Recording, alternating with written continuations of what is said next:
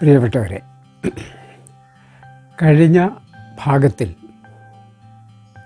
Pre university തോൽക്കുന്നിടം വരെ ആണ് പറഞ്ഞു നിർത്തിയത്. ഏതായാലും അവിടെ നിന്ന് നമുക്ക് തുടരാം. അടുത്ത സെപ്റ്റംബർ മാസത്തിൽ നടന്ന പ്രീ യൂണിവേഴ്സിറ്റി പരീക്ഷ ഞാൻ വീട്ടിൽ എഴുതുകയും പാസ്സാകുകയും ചെയ്തു. ഇനി എന്ത് എന്നുള്ള ചോദ്യം അപ്പോഴും ബാക്കിയായി. വേണമെങ്കിൽ വിദ്യാഭ്യാസം അവിടെ വെച്ച് നിർത്താമായിരുന്നു. പക്ഷെ പിന്നീട് പ്രത്യേകിച്ച് വീട്ടിലൊന്നും ചെയ്യാനില്ലാത്തതുകൊണ്ട് വീണ്ടും കോളേജിൽ പോവുക എന്ന് തന്നെ തീരുമാനിക്കുകയാണ്. അപ്പോൾ ആ ഒരു കൊല്ലക്കാലം, തോറ്റു നിന്ന ആ ഒരു കൊല്ലക്കാലം കലാസമിതിയും മറ്റ് ക്ലബിൻ്റെ പ്രവർത്തനങ്ങളും സാംസ്കാരിക പ്രവർത്തനങ്ങളൊക്കെ ആയിട്ട് കഴിച്ചു കൂട്ടിയത് കൊണ്ടും മലയാള ഭാഷ ഇഷ്ടപ്പെട്ടിരുന്നതുകൊണ്ടും അതുകൊണ്ടാണ് ഞാൻ ലൈബ്രറിയിലായിട്ടുമൊക്കെ വായനശാല സെക്രട്ടറി ആയിട്ടുമൊക്കെ പ്രവർത്തിച്ചതും ആ വായിക്കാനുള്ള താല്പര്യം കൊണ്ട് മാത്രമായിരുന്നു. അങ്ങനെ ഞാൻ എൻ്റെ ഇഷ്ടപ്രകാരം മഹാരാജാസ് കോളേജിൽ മലയാളം BAക്ക് അപേക്ഷ നൽകുകയും കോളേജിൽ മലയാളം BAക്ക് അഡ്മിഷൻ ലഭിക്കുകയും ചെയ്തു. അന്നത്തെ മഹാരാജാസ് കോളേജിലെ മലയാള വിഭാഗം എന്ന് പറയുന്നത് ഇന്നോർത്താൽ പോലും അസൂയാവഹമായ പ്രഗത്ഭന്മാരുടെ ഒരു കൂട്ടം തന്നെ പഠിപ്പിക്കാനുണ്ടായിരുന്ന ഒരു കാലഘട്ടമായിരുന്നു അത്. ഞാൻ ബഹുമാനപൂർവ്വം അവരുടെ പേരുകളൊന്ന് അനുസ്മരിക്കട്ടെ.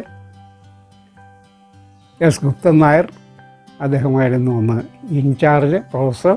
ബാക്കി ഞാൻ പേര് പറയുന്നതെല്ലാം പ്രൊഫസർമാരായതുകൊണ്ട് ബഹുമാനപൂർവ്വം ആ പ്രൊഫസർ എന്നുള്ള പദവി മാറ്റിവെച്ചുകൊണ്ട് എല്ലാവരുടെ പേരുകൾ മാത്രം പറയുന്നു. M. Achuthan, MK Sanu, ONV Kurup, Leelavathi, Kunhikrishna Menon, ശിങ്കാരപ്പണിക്കർ തുടങ്ങിയ മഹാപ്രഗത്ഭന്മാരാണ്. ONV കുറുപ്പിൻ്റെ പേര് ഞാൻ വിട്ടുപോയി എന്ന് തോന്നുന്നു. ONV കുറുപ്പ് ഉണ്ടായിരുന്നു. അങ്ങനെ പ്രഗത്ഭന്മാരായ പ്രതിഭകളാണ് അന്ന് പഠിപ്പിക്കാനുണ്ടായിരുന്നത്. അതുകൊണ്ട് തന്നെ ക്ലാസ്സുകൾ വളരെ സജീവവും ഒറ്റ കുട്ടികൾ പോലും ക്ലാസ്സുകൾ മുടക്കുകയും ഉണ്ടായിരുന്നില്ല. കോളേജ് കാലഘട്ടത്തെക്കുറിച്ച് പറയുമ്പോൾ, പ്രത്യേകിച്ച് മഹാരാജാസ് കോളേജിലെ പഴയ കാലത്തെക്കുറിച്ച് പറയുമ്പോൾ മിക്കവാറും എല്ലാവരും ആയിരം നാവുള്ള അനന്തന്മാരെ പോലെ ആയിത്തീരാറുണ്ട്. പറഞ്ഞാലും മതി വരാത്തത്ര കാര്യങ്ങൾ. അതിന് ഒരു കാരണവുമുണ്ട്. എറണാകുളത്ത് 4 കോളേജുകളാണ് ആകെ ഉണ്ടായിരുന്നത്. ആ 4 കോളേജുകളിൽ 2 ആൺകുട്ടികൾക്ക് മാത്രമായിരുന്നു. സെൻറ്റ് ആൽബർട്ട് കോളേജും സേക്രഡ് ഹാർട്ട് കോളേജും. അന്ന് സെൻറ്റ് തെരേസ്യാസ് പെൺകുട്ടികൾക്ക് മാത്രം. മിക്സഡ് കോളേജ് അന്ന് മഹാരാജാസ് മാത്രമേ ഉണ്ടായിരുന്നുള്ളൂ. അതുകൊണ്ട് തന്നെ ആൺകുട്ടികൾ പൊതുവെ കൂടുതൽ വാചാലന്മാരായി തീരാറുണ്ട്.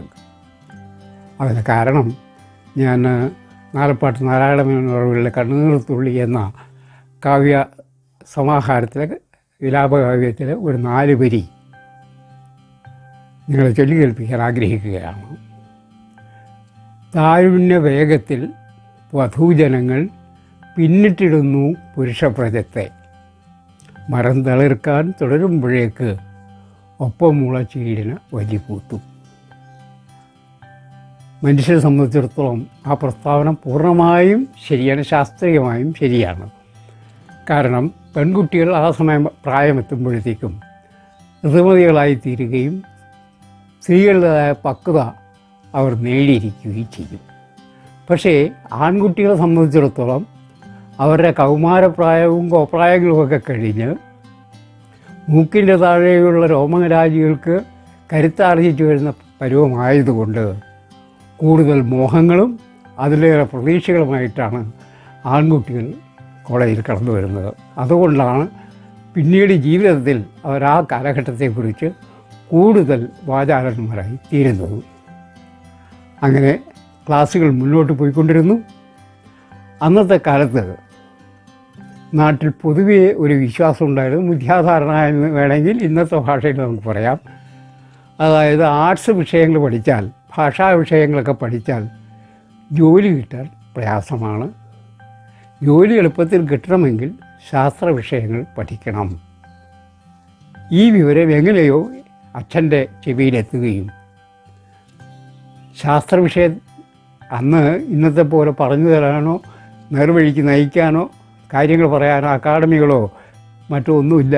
അവനവൻ സ്വീകരിക്കുന്ന മാർഗം അവനവൻ്റെ മാർഗം, അങ്ങനെ ആയിരുന്നു അന്നത്തെ കാലത്ത്. ഏതായാലും ഈ കേട്ടറിവ് അച്ഛൻ്റെ ചെവിയിലുമെത്തി. പിന്നീട് ആലോചന മുഴുവൻ എങ്ങനെ എന്നെ ശാസ്ത്ര വിഷയത്തിലേക്ക് മാറ്റാം എന്നുള്ളതായിരുന്നു. അപ്പോൾ അന്ന് മഹാരാജാസ് കോളേജിൻ്റെ പ്രിൻസിപ്പൽ വളരെ കണിശക്കാരനും കർക്കശക്കാരനും ഒന്നും അറിയപ്പെട്ടിരുന്ന പ്രൊഫസർ PH വേലായുധനാണ്. വളരെ കർക്കശക്കാരൻ തന്നെയായിരുന്നു, യാതൊരു സംശയവുമില്ല. പ്രൊഫസർ PH വേലായുധനുമായി പിന്നീട്, അന്ന് പ്രിൻസിപ്പളായിരുന്നുവെങ്കിലും പിന്നീട് മറ്റൊരു സംഘടനയിൽ ഒരുമിച്ച് പ്രവർത്തിക്കാനുള്ള ഭാഗ്യവും എനിക്ക് ലഭിച്ചിട്ടുണ്ട്. ഏതായാലും അച്ഛൻ എൻ്റെ മൂത്ത സഹോദരിയുടെ ഭർത്താവിനെ വിളിച്ചു വരുത്തി, ശ്രീ PT ഭാസ്കരൻ. അവർ അന്നും അദ്ദേഹം പറവൂർ SNDP യൂണിയൻ്റെ സെക്രട്ടറിയുമാണ്. PH വേലായുധനുമായി പരിചയത്തിനുമായിരുന്നു. അതുകൊണ്ട് ആ സ്വാധീനം ഉപയോഗിച്ച് എങ്ങനെയെങ്കിലും എന്നെ ശാസ്ത്ര വിഷയത്തിലേക്ക് മാറ്റണമെന്ന് പറയുകയും ചെയ്തു. ഏതായാലും മലയാളം ക്ലാസ്സുകൾ തുടങ്ങി. മലയാളം ക്ലാസ്സല്ല, കോളേജിലെ എല്ലാ ക്ലാസ്സുകളും ആരംഭിച്ചു കഴിഞ്ഞു. അളിയൻ കോളേജിൽ ബന്ധപ്പെട്ടപ്പോൾ ബോട്ടണിയിൽ മാത്രം ഒരു സീറ്റ് ഒഴിവുണ്ട്, ബാക്കി മഹാരാജാസ് കോളേജിലെ മുഴുവൻ സീറ്റുകളും ഫില്ലാണ്. അതുകൊണ്ട് ബോട്ടണിയിൽ വേണമെങ്കിൽ അഡ്മിഷൻ കൊടുക്കാം. അന്നും ബോട്ടണി, സുവോളജി എന്നെല്ലാം പറയുന്നത് പെൺകുട്ടികളെ മാത്രം വിഷയമായിട്ടാണ് അന്ന് കരുതപ്പെട്ടിരുന്നത്. ഏതായാലും മലയാളം ക്ലാസ്സുകൾ വളരെ ഭംഗിയായി മുന്നോട്ട് പോവുകയായിരുന്നു. എനിക്കത് വളരെ എളുപ്പവുമായി തോന്നി. കാരണം സംസ്കൃതം പഠിച്ചിരുന്നതുകൊണ്ട്, സെക്കൻഡ് ലാംഗ്വേജ് സംസ്കൃതമായിരുന്നു. അതുകൊണ്ട് അത് നേരത്തെ തന്നെ പഠിച്ചിരുന്നതുകൊണ്ട് വളരെ മലയാളം ക്ലാസ്സുകളൊക്കെ വളരെ സജീവമായിട്ട് തോന്നി. അത് തന്നെയുമല്ല, ശ്രീ MHUവിൻ്റെയൊക്കെ ക്ലാസ്സുകളെന്ന് പറഞ്ഞാൽ അദ്ദേഹം പഠിപ്പിക്കുന്നതിനേക്കാൾ കൂടുതൽ കുട്ടികളെ സംവേദനക്ഷമരാക്കുക, അവരെ പ്രസംഗിക്കാൻ പഠിപ്പിക്കുക, അറിവിൻ്റെ പുതിയ പുതിയ തലങ്ങൾ തുറന്നിടുക എന്ന അദ്ദേഹത്തിൻ്റെ പ്രത്യേകതയായിരുന്നു. അപ്പോൾ ജീവിതത്തിൽ പ്രാധാന്യം അന്ന് തീർച്ചയായിട്ടും ജോലിക്ക് തന്നെയായിരുന്നു. രണ്ടാം ലോക മഹായുദ്ധത്തിന് ശേഷം ലോകത്താകമാനം എഴുതപ്പെട്ട സാഹിത്യകൃതികളിലെല്ലാം തന്നെ നിങ്ങൾ പരിശോധിച്ചാൽ അറിയാം, എല്ലാം പട്ടിണിയുടെയും പരിവട്ടത്തിൻ്റെയും തൊഴിലില്ലായ്മയുടെയും കഥകൾ കൊണ്ട് നിറഞ്ഞതാണ് ലോക സാഹിത്യം മുഴുവനും. മലയാള ഭാഷാ സാഹിത്യവും മറ്റ് മാർഗമില്ലായിരുന്നു നമുക്കറിയാം. നിർമ്മാല്യം പോലുള്ള MT വാസുദേവൻ നായരുടെ കൃതികളൊന്ന് വായിച്ചാൽ തൊഴിലില്ലായ്മയുടെ രൂക്ഷത എത്രമാത്രമായിരുന്നു എന്ന് നമുക്ക് മനസ്സിലാകും. അപ്പോൾ അതുകൊണ്ട് തന്നെ ഞാൻ പോലും അറിയാതെ എൻ്റെ അളിയൻ Shri PT Bhaskaran professor PH വേലായുധനെ സമീപിക്കുകയും അദ്ദേഹം ക്ലാസ്സുകൾ മാറ്റിക്കൊടുക്കാമെന്ന് പറയുകയും ചെയ്തു. അങ്ങനെ ഒരു മാസക്കാലം ഈ മലയാളം ക്ലാസ്സുകൾ നടന്നുകൊണ്ടിരിക്കുമ്പോൾ എനിക്ക് ഏറ്റവും ഇഷ്ടപ്പെട്ട അധ്യാപകരെന്ന് പറയുന്നത്, പ്രഗത്ഭന്മാരാണ് എല്ലാവരും എന്ന് ഞാൻ പറഞ്ഞു കഴിഞ്ഞു, എങ്കിൽ കൂടി കുഞ്ഞികൃഷ്ണൻ മേനോൻ മാസ്റ്ററായിരുന്നു. ആണ് എനിക്ക് ഇന്നും എൻ്റെ മനസ്സിൽ ഓർമ്മ നിൽക്കുന്നതും അദ്ദേഹത്തിൻ്റെ പേരാണ്. കാരണം അദ്ദേഹത്തിന് പഠിപ്പിക്കാനുണ്ടായിരുന്ന മഹാകാവ്യങ്ങളെക്കുറിച്ചാണ്. അപ്പോൾ ആദ്യം മഹാകാവ്യങ്ങളെക്കുറിച്ചും ഞാൻ 10ാം ക്ലാസ്സിലൊക്കെ പഠിക്കുമ്പോൾ തന്നെ മഹാകാവ്യത്തിന് ചില പ്രത്യേക ലക്ഷണങ്ങളൊക്കെ ഉണ്ടായിരിക്കണം എന്ന് നിർബന്ധമുണ്ട്. മറ്റ് കാവ്യം പോലെയല്ല മഹാകാവ്യം. മറ്റ് കാവ്യങ്ങൾക്ക് അന്ന് വൃത്തമുണ്ടായിരിക്കണം. അത് ദ്രാവിഡ വൃത്തമാകാം, ആര്യവൃത്തമാകാം, ഏതായാലും വൃത്തം ഉണ്ടായിരിക്കണമെന്ന് അന്ന് നിർബന്ധമുണ്ടായിരുന്നു. ഇന്നതൊന്നുമില്ല എന്ന് നമുക്കറിയാം.